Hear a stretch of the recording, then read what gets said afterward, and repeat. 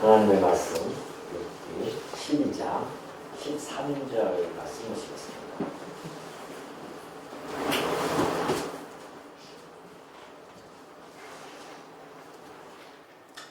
(12장) 13절입니다. 13절부터 25절까지 우리 한번 교독을 해보도록 하겠습니다. 지혜와 권능이 하나님께 있고 계략과 명철도 그에게 속하였나니 그가 어르신즉 다시 세울 수 없고 사람을 가지신즉 도와주지 못하느니라. 그가 물을 막으신즉 곧 마르고 물을 보내신즉 곧 땅을 뒤집나니 능력과 지혜가 그에게 있고 속은 자와 속이는 자가 다 그에게 속하였으므로 모세를 벌거벗겨 끌어가시며 재판장을 어리석은 자가 되게 하시며 왕들이 맨 것을 풀어 그들의 허리를 동이시며 제사장들을 벌거벗겨 끌어가시고 권력이 있는 자를 넘어뜨리시며 충성된 사람들의 말을 물리치시며 늙은 자들의 판단을 빼앗으시며 귀인들에게 멸시를 쏟으시며 강한 자의 띠를 푸시며 어두운 가운데에서 은밀한 것을 드러내시며 죽음의 그들을 강명한 대로 나오게 하시며 민족들을 커지기도 하시고 다시 멸하기도 하시며 민족들을 널리 퍼지기도 하시고 다시 끌려가기도 하시며 만민의 우두머리들의 총명을 빼앗으시고 그들을 길 없는 거친 들에서 방황하게 하시며 빛없이 캄캄한 데를 더듬게 하시며 취한 사람같이 비틀거리게 하시느니라. 아멘. 까지 공독해 드렸습니다. 예, 지금 우리가 살펴보는 말씀은 이제 새 친구들과 욥이 1차 변론을 마치는 그러한 지금 마지막 장면이죠. 욥이 반박을 통하여서 이제 1차 변론이 끝나게 되어집니다. 우리 지난 시간에 살펴봤듯이 새 친구에 대한 그 지식에 대한 한계를 욥이 반박하면서 오늘은 계속해서 12절, 13절부터 25절까지 전체로 보면은 하나님의 주권적인 그 섭리와 능력을 욥이 진술해 갑니다. 그 이유가 있어요. 왜냐하면 우리 13장 하면 1절 볼까요? 나의 눈이 이것을 다 보았고 나의 귀가 이것을 듣고 깨달았느니라. 자, 13절부터 쭉 25절까지 욥이 진술하고 나서는 나의 눈이 이것을 다 보았고 나의 귀가 이것을 듣고 깨달았다고 합니다. 그러면서 너희 아는 것을 나도 아노니 너희만 못하지 않는다. 그런 이야기를 하죠. 그러니까 지금 새 친구들이 하나님에 대한 지식을 가지고 욥을 정죄했단 말입니다. 그래서 욥도 하나님에 대한 지식을 쫙 풀어 헤칩니다. 그러면서 봐라, 나도 너희들처럼 너희들만 못하지 않지 않느냐. 하나님에 대해서 나도 알고 있다라는 것을 그렇게 지금 반문하기 위해서 이런 이제 내용들을 하나하나 수록을 하게 되어진 겁니다. 자, 13절을 보면 그러죠. 지혜와 권능이 하나님께 있고 계략과 명철도 그에게 속해 있다고 그렇게 합니다. 지금 욥이 이 13장을 통해서 하나님의 그 속성의 영광을 지금 선언해주고 있죠. 그리고 나서 그런 하나님이 14절부터 25절까지 어떻게 섭리해 가시는지를 하나하나 열거하는 내용입니다. 구조는 아주 간단하게 잘 되어져 있습니다. 자, 먼저 그러면 여호와의 속성을 알아야 됩니다. 14절부터 25절까지 행하시는 그 하나님의 주권적 섭리와 능력을 하나님은 어떠한 것에 근거해서 그런 일들을 해 가시는지 13장에 너무나 잘 나타나 있죠. 자, 하나님의 속성의 영광들을 이제부터 한번 살펴보도록 하겠습니다. 지금 욥이 이야기하는 것은 자, 하나님의 속성이죠. 그 속성의 영광을 지금 보여주고 있는데 그것이 크게 네 가지로 나눠져 있습니다. 첫 번째가 뭐죠? 지혜죠. 하나님은 지혜를 가지고 계시고 그 다음에 뭐예요? 예? 예, 권능. 또 그 다음에요? 계략, 그 다음에 명철 이렇게 되어져 있죠. 되어 있습니다. 자, 하나님이 가지고 있는 속성들입니다. 우리가 12절에 보면 그러죠. 욥이 늙은 자에게는 지혜가 있고 장수하는 자에게는 명철이 있느니라 그래요. 그러니까 우리 인간들도 이러한 지혜라든가 명철, 계략, 권능 인간들이 다 가지고 있죠. 사실은 피조되어진 인간들이 이것을 가지고 있다고 하는 것은 이것들의 근원이 창조주이신 하나님으로부터 왔으면 우리는 충분히 알 수가 있습니다. 하나님이 존재하고 계시기 때문에 인간들, 만들어진 인간들에게도 이러한 것들이 보여지는 겁니다. 그러나 인간들이 가지고 있는 이런 것들은요, 오랜 기간, 그 12절에 얘기했듯이 늙고 또한 장수하는 자에게, 다시 말해서 오랜 기간 연구와 관찰과 그리고 경험이죠. 이런 것들을 통해서 점진성을 띈 겁니다. 점진적으로 축적이 되어지죠. 그래서 지혜도 생기고 명철도 생깁니다. 근데 요즘 뭐 이렇게 나이를 많이 들으면은 오히려 더 고집이 세진 사람들도 많이 있지 않습니까? 근데 실상은 많은 경험을 얻게 되어지면 지혜가 생기거든요. 세상에 대한 지혜, 명철도 생깁니다. 근데 우리가 가지고 있는 아무리 오랫동안 경험을 축적한다 할지라도 그 사람 또는 그 수천 년 동안 축적되어진 모든 지혜와 명철과 계략과 이런 모든 것들이 실상 하나님에 비해서는 아무것도 아니죠. 사실은 아주 미비한 것들입니다. 왜냐하면 이것들은 그런 한계성을 가질 수밖에 없죠. 우리가 경험을 해야 되고 관찰을 해야 되고 이런 과정 속에서 얻는 것들이기 때문에 한계가 있습니다. 그러나 하나님이 가지고 계시는 이런 속성, 지혜, 권능, 계략, 명철 이런 것들은 하나님이 본래적으로 소유하고 계시는 그러한 속성들의 모습들이거든요. 그래서 그것들을 하나님은 무한대로 가지고 계신 겁니다. 지혜라든가 이런 권능, 명철 이런 것들이 무한대시죠. 그러한 하나님을 먼저 욥이 이렇게 선언을 해주고 있는 겁니다. 하나님은 바로 이러한 지혜와 권능이 하나님께 있지 아니하느냐, 그리고 계략과 명철도 다 그에게 속하였다고 합니다. 이 지혜라고 하는 것은 그런 거죠. 하나님이 이 모든 만물을 지으십니다. 무엇을 지을까요? 권능으로도 지으지만 힘이 있어야 되겠지만 지혜가 있어야 됩니다.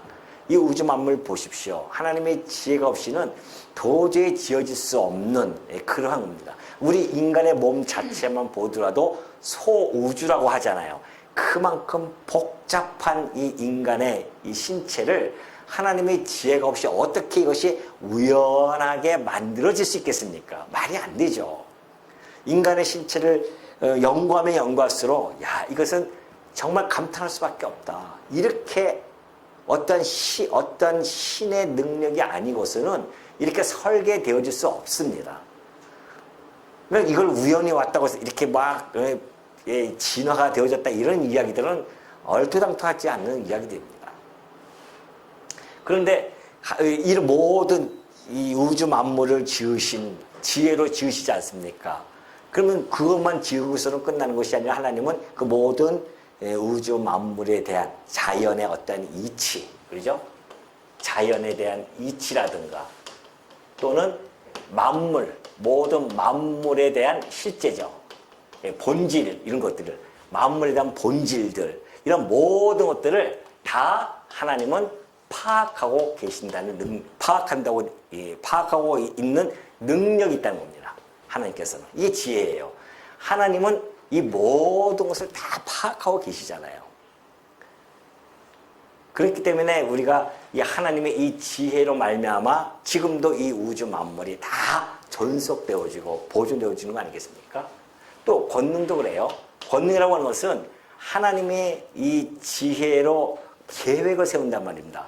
하나님의 이 지혜로 계획을 세운다거나 또는 어떤 목적을 이루기 위해서 이것들을 행할 때에 권능이 없으면 행할 수가 없죠. 아무리 지혜만 있으면 뭐합니까? 권능이 없는데.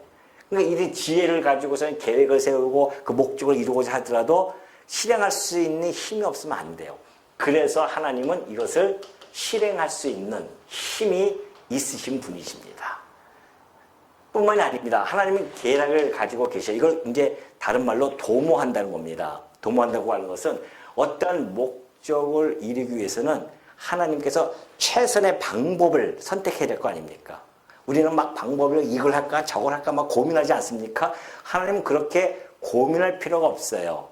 하나님은 그런 당신의 그 가지고 있는 그런 계략으로서 결정할 수 있는 힘이 있습니다.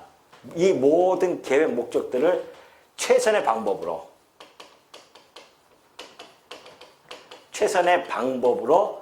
결정할 수 있는 그러한 힘이 있으신 분이십니다. 그러니까 그분이 세우시는 계략들은 최선의 방법이고요. 그것이 착착착착 결정되어서 이루어질 수밖에 없는 거죠.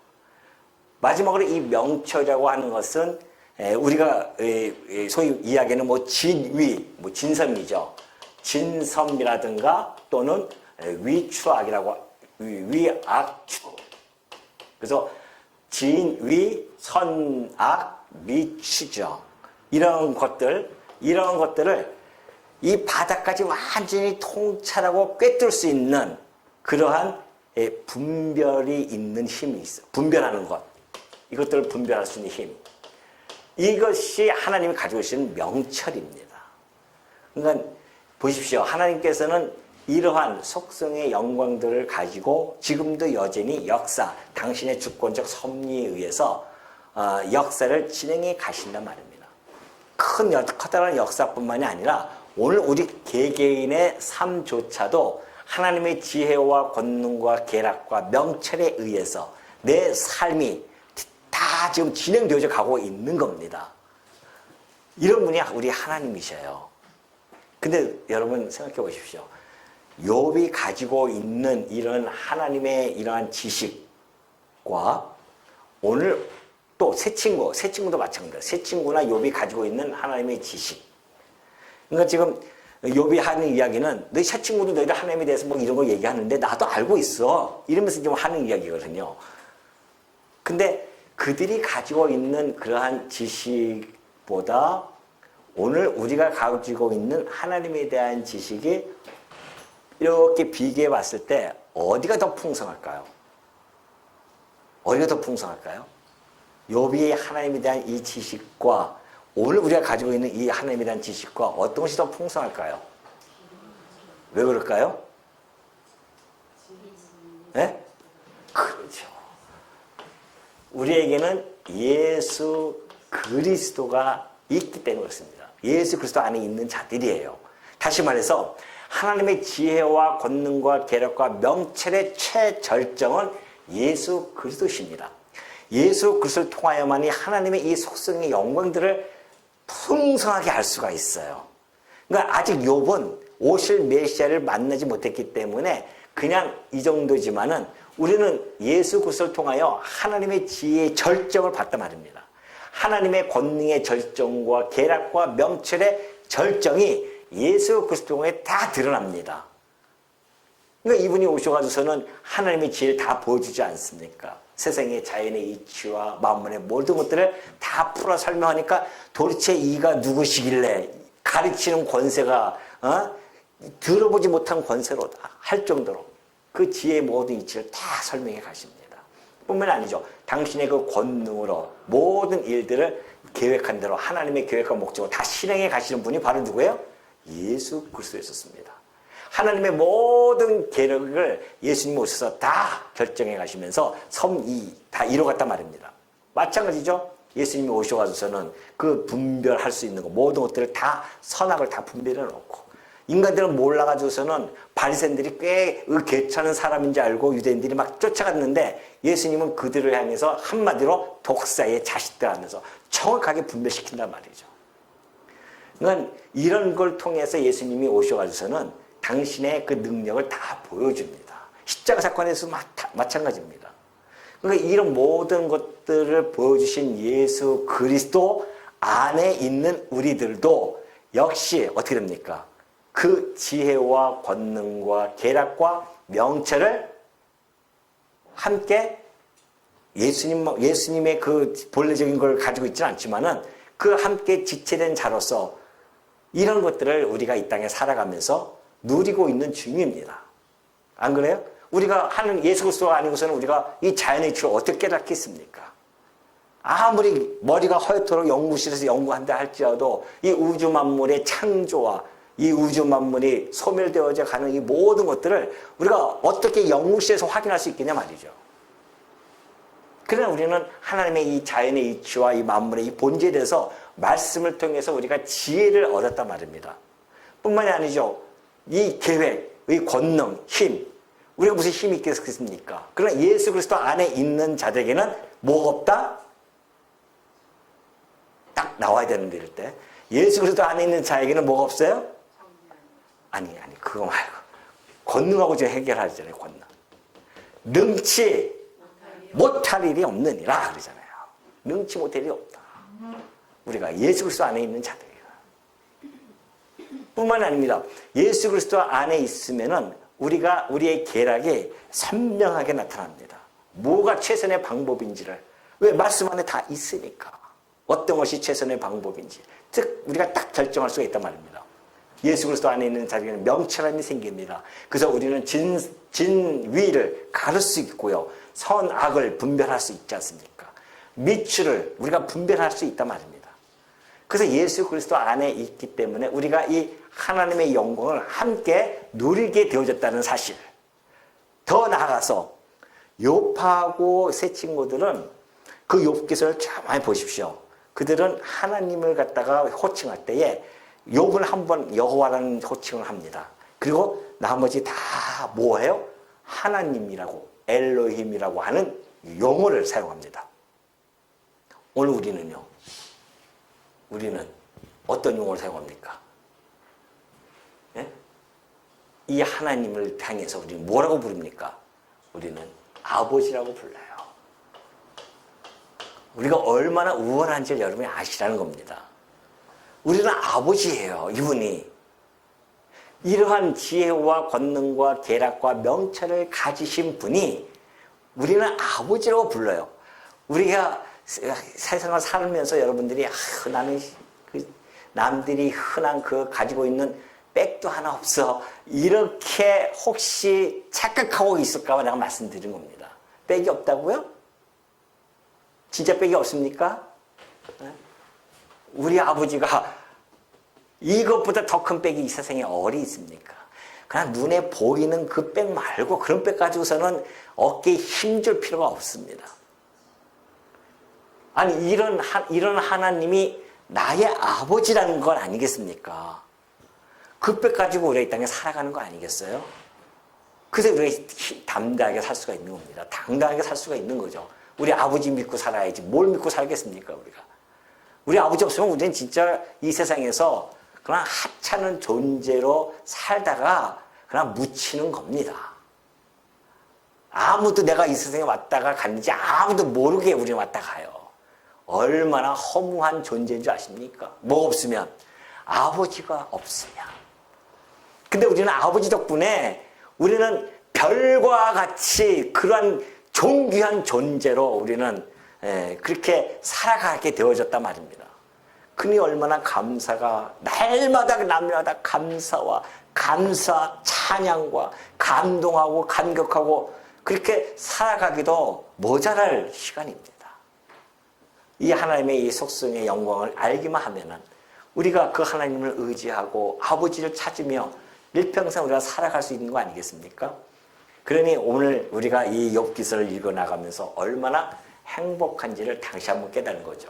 욥이 알고 있는 이러한 하나님에 대한 지식을 우린 더 풍성하고 풍요롭게 누리고 있다는 것에 감사하고 즐겁게 그래서 우리는 욥기서를 한 절 한 절 좀 읽고 있는 중이죠. 자, 그렇다고 한다면 이러한 하나님께서 하시는 일을 한번 봅시다. 14절 그가 허르신즉 다시 세울 수 없고 사람을 가두신즉 놓아주지 못하느니라 그래요. 또 그가 물을 막으신즉 곧 마르고 물을 보내신즉 곧 땅을 뒤집는다고 합니다. 하나님께서 허르시면요 다시 세울 수 없습니다. 여러분 구약의 그 바벨탑 사건 보십시오.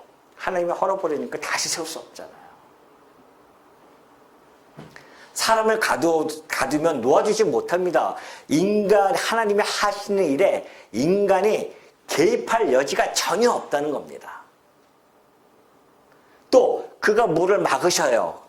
그럼 물을 막으신 즉 곧 말라버리고요. 엘리야 시대 때 보십시오. 하나님께서 물을 딱 막아보니까 감흥이 확 들어보지 않습니까? 그런 노아 시대 때 보십시오. 물을 보내니까 곧 땅을 막 뒤집어 버립니다. 홍수가 나버리죠.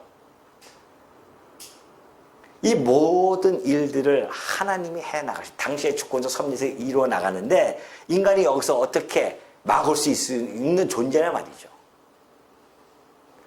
일찍이 이 말씀 나오기 전에요. 신명기에 보면은 정말 하나님께서 직접 하신 말씀이 있습니다. 신명기 32장 39절 보십시오. 이제는 나 곧 내가 그인 줄 알라 그래요. 하나님이 하시는 말씀입니다. 나 외에는 신이 없다. 나 외에는 신이 없습니다. 이 땅에. 나는 그래서 죽이기도 하고 살리기도 하며 상하게도 하며 낫게도 하나니. 이 말씀을 붙들고 한나의 기도가 나온 거 아니겠습니까? 그래서 내 손에서 능히 빼앗을 자가 없도다. 하나님께서 그래. 내 손에서 능히 빼앗을 자가 없다. 어디서 많이 들어본 얘기입니까? 누가 했죠?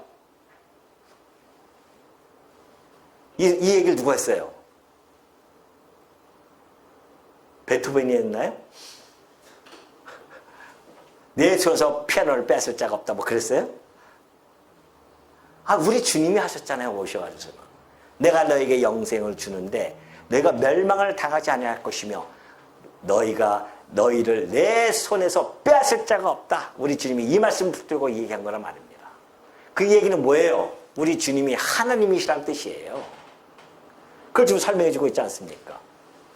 그러니 그 하나님께서는 나는 빛도 짓고 어둠도 창조하며 나는 평안도 짓고 환란도 창조하나니 나는 여호와라. 이 모든 일을 행하는 자니라. 우리 하나님께서. 왜? 신이시기 때문에 그렇습니다. 우리 인간하고는 전혀 다른 차원의 그러한 분이십니다. 그러니 욥이 했던 거 얘기했던 것처럼 그가 헐면을 누가 세울 수 있겠습니까? 안 그래요? 사람을 가둬버리면 놓아줄 수가 없어요. 하나님이 풀어줘야 됩니다. 요셉 보십시오. 감옥에 딱 가둬놓으니까 누가 그걸 풀 수가 있겠어요? 때가 되어지면 하나님이 푸셔야 풀려지는 겁니다. 이 물도 다 막으시고요. 땅을 또 뒤집으시는 그런 놀라운 역사. 또 뿐만이 아니죠. 16절 보면 그래요. 능력과 지혜가 그에게 있고 속은 자와 속이는 자가 다 그에게 속하였으므로 그렇습니다. 모든 인간의 생사화복, 생각, 사상, 또 우리의 어떤 행동 이런 모든 것들을 당신의 주권하에 두고서는 하나님은 섭리에 가신다는 것을 16절을 통하여 잘 보여주고 있습니다. 그렇죠. 능력과 이 지혜가 하나님께 속했기 때문에 때로는 어떤 사람은 속이기도 하고 또 속는 자도 있습니다. 이 모든 것들이 다 하나님의 주권하에 지금 있다는 것을 좀 보시고 하나님이 주관하시면서 감찰해 가신다는 것을 너무나 잘 보여주고 있습니다. 그러면서 이제 17절부터 21절 보면은 이제 세상의 지혜자라든가 권세자라든가 또는 종교 지도자들 이 모든 자들을 하나님께서 당신의 주권적 섭리로 지배해 가신 것을 하나하나 열거하는 내용이 17절부터 소개가 되어지죠. 모세를 벌거벗겨 끌어가시며 재판장을 어리석은 자가 되게 하시며 왕들이 맨 것을 풀어 그들의 허리를 동이신다고 합니다. 17절 보면 그래요. 모세를 벌거벗고 끌어가신다고 하는 거 아닙니까? 자, 모세가 뭡니까? 국가의 그 운명을 갖다가 내다보고 결정짓고 이런 모사가들이 있습니다. 근데 정작 자기의 앞날을 알지를 못해요. 그래서 그 앞길을 모르기 때문에 하나님께서 멸망의 자리로 막 끌려가는지도 모릅니다. 그러면서 자기는 막 대단한 것처럼 그 나라의 운명을 책임진 것처럼 모사가 그렇게 하더라도 자기가 벌거벗겨 끌려가는지도 모르는 그 일을 하나님이 하시는 겁니다. 재판장 역시 마찬가지입니다. 얼마나 가장 냉철하고 지혜로운 그러한 자로 여기지는 것이 재판장 아니겠습니까? 그런데 그 재판장이 어리석은 결정을 한단 말입니다. 어리석은 자가 되게 하시는 것도 하나님의 주권적 섭리하에 있음을 잘 보여주고 있어요. 우리 눈에 지금 목도하고 있지 않습니까? 이 재판 하는 거 보십시오. 세상의 재판들. 자기 멋대로 해요. 헌법의 질서를 다 무너뜨리면서도 자기 멋대로 그러한 어리석음을 보여주는 것. 이런 것들도 하나님의 주권하에 있습니다. 사실은. 그 어떤 거 하나 하나님 손에서 벗어나는 일이 어디 있겠습니까? 그러니 지혜, 아무리 지혜가 있다 하더라도 소용이 없다니까요. 고린도서 1장 19절에서 바울은 일찍 이렇게 이야기했죠. 기록된 바 내가 지혜 있는 자들의 지혜를 멸하고 총명한 자들의 총명을 폐하리라 하였다고 한 거 아닙니까? 하나님께서 기록을 해주셨어요. 구약에. 지혜 있는 자들 지혜를 멸하고 총명한 자들 총명을 폐하는 것. 이 일을 누가 하시는가? 하나님이 하시는 겁니다. 우리가 지혜롭게 막 살다가도 총명을 다 잊어버리고 지혜가 이렇게 어두워질 때가 있잖아요. 그때 역시도 하나님의 주권하에 이루어진다는 사실입니다. 그래서 지혜 있는 자가 어디 있느냐, 선비가 어디 있느냐, 이 세대의 변론가가 어디 있느냐, 하나님께서 이 세상의 지혜를 밀어나게 하신 것이 아니겠냐는 것입니다. 이거 같은 맥락 아닙니까? 하나님께서 그런 제사장들 또 재판장들 이런 어리석게 만드는 것들 18절은 마찬가지입니다. 왕들이 맨 것을 풀어 그들의 허리를 동이셔요. 권세자들이 막 자기 힘을 가지고 많은 사람을 그냥 사슬로 묶어버립니다. 그런데 그 묶여졌던 사실이 오히려 자기에도 사실이 되어지기도 해요. 이것이 하나님이 행하시는 섭리입니다. 오묘하지 않습니까? 어떤 사람은 천년 만년 자기의 권세를 누릴 줄 알고 그 제국들 보십시오. 헬라 제국, 로마 제국, 그 앞에 뭐 바벨론 제국 보십시오. 천년 만년 살 것처럼 그런 제국이 형성되어질 것 같이 보였지만은 그 제국이 하루아침에 다 무너지지 않습니까? 권세자들이 다 끌려가기도 하고 죽기도 하고 그렇게 보여지고 그 역사가 말해주고 있잖아요. 그 모든 것들이 하나님이 행하시는 그 오묘한 섭리입니다. 인간들이 어떻게 해볼 수가 없어요. 또 19절도 마찬가지입니다. 제사장들을 벌거벗겨 끌어가시고 권력이 있는 자를 넘어뜨리시기도 하시는 분이 하나님이시죠. 제사장은 영적으로 특별한 신분을 가진 자들 아닙니까? 그럼에도 불구하고 그들조차도 자기의 앞날을 장담 못할 지경에 처하게 그냥 놔두십니다. 그러면서 권력이 있는 자도 넘어뜨리셔요. 하나님께서. 20절 보면 충성된 사람들의 말을 물리치시며 늙은 자들의 판단을 빼앗기기도 하시는 분이 하나님이십니다. 충성된 자들의 말을 물리치기도 하십니다. 충성된 자들의 말이 얼마나 중요합니까? 간신배의 이야기가 아니라 충성한 자들의 진짜 이야기가 필요하단 말입니다. 그럼에도 불구하고 그들의 판단력, 그들의 지혜, 이 모든 것들을 아무런 영향력을 끼치지 못하게 하시는 분, 이런 분도 하나님이시라는 겁니다. 또 귀인들 마찬가지죠. 귀인들에게 멸시를 쏟으시며 강한 자의 띠를 푸시기도 하십니다. 귀인들은 뭐예요? 높임을 받는 자들 아닙니까? 그들을 낮추시기도 하신다는 거고요. 강한 자들에게 하나님께서 약하기도 하십니다. 이렇듯 하나님의 이 섭리라고 하는 것은요, 행하시는 모든 일들이 인간이 파악하지 못할 만큼 신비롭고 오묘합니다. 뭐 재판자도 그렇고 지혜자도 그렇고 모든 자들이 다 자기가 앞날을 어떻게 알아요. 자기는 그냥 지혜롭게 평생을 살 줄 아는데 어느 날 어리석게도 되어지고. 여러분 안 그렇습니까? 난 걔는 꽤나 똑똑한 것처럼 살아왔는데 뒤돌아보니까 참으로 바보처럼 살았군요 라고 노래하는 그 가사가 오직하면 나왔겠냐 말이죠. 바보처럼 살았다고 자기가. 왜 인간이 뭐 자기가 아주 천년만년 정말 뭐 권력을 누릴 것 같아도요, 역사적으로 경험해 보니까나 권력이 10년을 못 넘기더라. 다 그런 거 아니겠습니까? 그런데 인간들은요, 천년만년 살 것처럼 그렇게 지금도 살아가고 있습니다. 7, 80년 사신 분들도 그래요. 천년만년 살 것처럼 그렇게 막 온갖 욕심을 부리고 살아가는 자들이 얼마나 많은지 모릅니다. 앞날을 알 수가 없기 때문에 그래요. 그 앞날은 오로지 하나님의 소관이기 때문에 그렇습니다. 그러니 그 앞날에 대해서 하나님이 오묘하게 섭리 가시는데 어떻게 하냐 말이죠. 욥은 그때가 얼마나 평화롭고 형통하게 잘 살았습니까? 그 앞에 닥칠 일을 꿈에도 꿨겠냐 말이죠. 우리는 역시 마찬가지입니다. 우리가 앞으로 닥칠 일을 아무도 몰라요. 아무도 모른단 말입니다. 뭐 잘 나간다고 계속 잘 나갈 줄 알죠? 그렇지 않습니다. 못 나간다고 아주 계속 못 나갈 줄 알죠? 그렇지 않다는 거죠. 하나님의 섭리가 그 안에 함께하고 있기 때문에 몰라요. 우리는 복잡다단하게 하나님께서는 섭리가 있습니다. 그래서 우리는 그 하나님의 섭리를 오묘하다고 그렇게 표현하는 겁니다. 그러니까 지금 욥이 하는 이야기죠. 이런 일들이 지금 벌어지는 것이 하나님이 해나가시는 일인데 너희들이 다 그렇게 단편적으로 하나님이 행하시는 일을 너희들의 그 사고방식, 지혜에 한정을 시켜놔가지고서는 너희들이 그렇게 평가하고 그렇게 단정을 지을 수 있겠냐는 것이죠.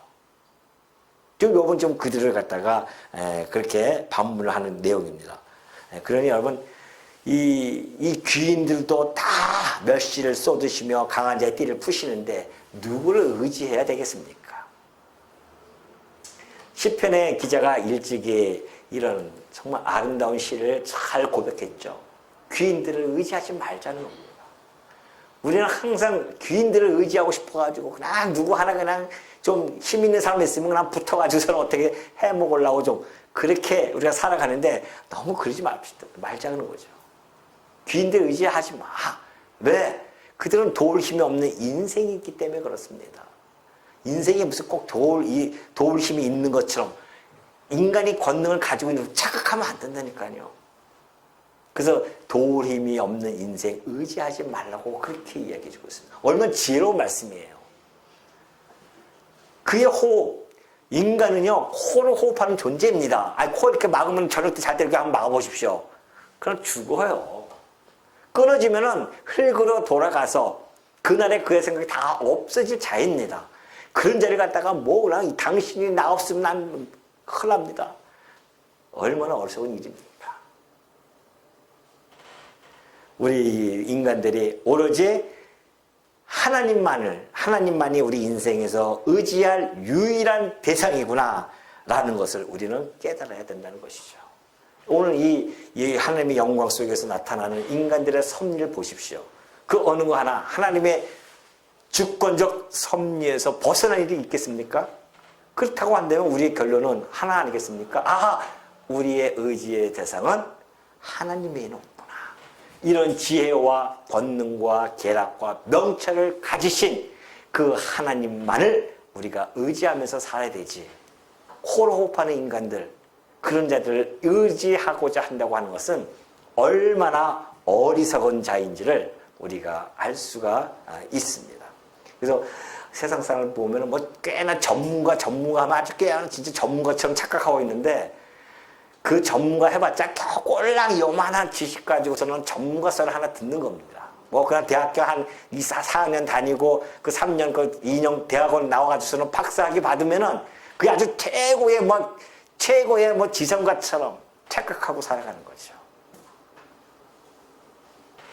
이런 지혜를 가지신 분이 우리 아버지시고 우리에게 무한한 공급으로 이렇게 말씀으로 지혜를 공급해 주고 계시는데 우리가 누굴 의지할 수 있겠습니까? 그러면서 22절 어두운 가운데에서 은밀한 것을 드러내시며 22절부터 또 25절까지도 마찬가지입니다. 하나님의 이 절대 주권에 이 근거한 이 오묘한 섭리들의 신뢰를 또 하나씩 욥이 열거를 해가고 있죠. 어두운 가운데서 은밀한 것을 드러내시며 죽음의 그늘을 광명한 데서 나오게 하시며 그래요. 하나님께서는 어두운 가운데 은밀한 걸 다 드러내십니다. 그렇죠? 우리의 관절과 골수를 찔러 쪼개서 어떻게 해요? 우리의 심령을 다 감찰하시는 분이신데 우리 안에 있는 그 어두운 것들을 다 드러내 주십니다. 그러니 감출 수가 없어요. 그리고 또 이 죽음의 그늘조차도 하나님 앞에서는 숨길 수가 없습니다. 보십시오. 이 다윗 보십시오. 자기가 그걸 그 밧세바의 사건 그리고 우리아를 죽였던 사건을 아주 은밀하게 행했습니다. 자기는 그것이 완벽하다고 생각했어요. 근데 어느 날 나단이 와서 그것을 터뜨립니다. 다윗은 그걸 깨달았어요. 아, 나는 모든 자를 다 속인 것 같았는데 오로지 하나님은 정말 속일 수가 없구나. 다윗이 그 지혜로웠던 다윗이 육신의 욕망에 의해서 어두워졌단 말입니다. 그 어둠을 하나님께서 나단을 통하여 다시 깨닫게 해준 거죠. 다 드러납니다. 뭐 이 다윗만 그렇습니까? 삽비라와 아나니아와 삽비라도 역시 마찬가지잖아요. 아주 은밀하게 돈을 싹 감췄는데 어떻게 알고 성령에 의해서 다 드러나지 않습니까? 이 땅에 그 어둠이 감출 것이 없다니까요. 빛이 나타나시는데 이 빛이 나타나셨는데 어떻게 어둠이 감출 수 있겠습니까? 다 드러날 수밖에 없죠. 그래서 저는 너무너무 좋습니다. 나 이 어둠의 면을 여러분에게 내가 얘기할 수는 없잖아요. 그러면 당신 무슨 목사야 하면서 분명히 저한테 그냥 삿대질 할 텐데 그걸 제가 감추는 겁니다. 어쩔 수 없어요. 그러나 다행히도 나의 이 얻은 모든 것들을 누구에게? 우리 아버지께 다 구할 수 있으니 얼마나 행복한지 몰라요. 그래서 저는 우리 아버지께 진짜 다 모든 걸 다 드러낼 수밖에 아니 감출 수가 없으니까 아주 솔직하게 다 모든 죄악을 다 내 행동으로 취하지 않고 내 마음으로 취했던 모든 것들조차도 얘기할 수밖에 없습니다.